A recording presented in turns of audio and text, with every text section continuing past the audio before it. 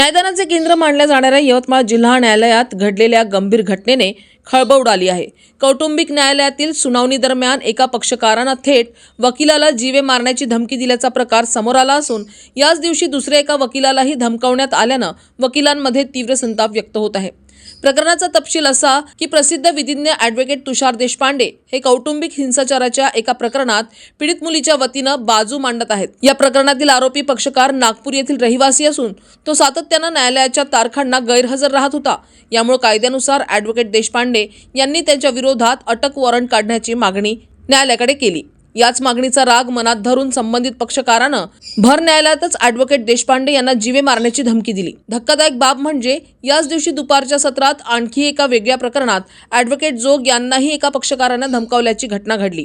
एकाच दिवशी दोन वकिलांना लक्ष्य करण्यात आल्याने संपूर्ण वकील संघटनेत असंतोषाचे वातावरण पसरले आहे। आरोपी पक्षकारांनी न्यायालयाची प्रतिष्ठा, कायदा आणि न्याय प्रक्रियेचा कोणताही आदर न राखता हे कृत्य केल्याचा आरोप वकिलांकडून करण्यात आला आहे। या घटनेच्या निषेधार्थ वकील संघाने यवतमाळ शहर पोलीस ठाणे गाठून अधिकृत तक्रार दाखल केली आहे। व्यावसायिक कर्तव्य बजावत असताना वकिलांना अशा प्रकारे धमक्या मिळणे हे अत्यंत गंभीर व लोकशाहीसाठी घातक असल्याचे मत यावेळी व्यक्त करण्यात आले।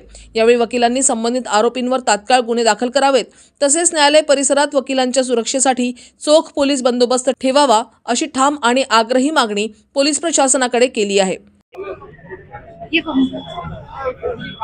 आज जो देशपांडे सरांवर म्हणजे त्यांना अश्लील शिवीगाळ केल्या गेलेला आहे ते एक धक्कादायक गोष्ट आहे। कारण आम्ही वकील लोक समाजामध्ये न्याय देण्याचं काम करतो आहे। जर आमच्यावर असे अन्याय आम्हाला तशा धमक्या मिळायला लागल्या तर हे कठीण आहे।